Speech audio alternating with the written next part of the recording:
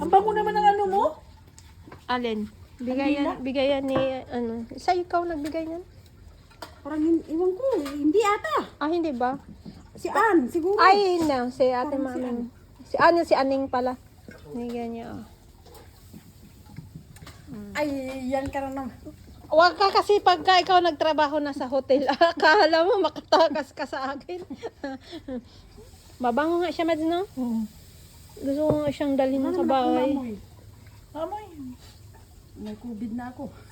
Mabango siya. As in, mabango. Mabango nga. Kanina ko pa nga hinahanap yung saan yung maamoy. Maliwanag na dito, Mads.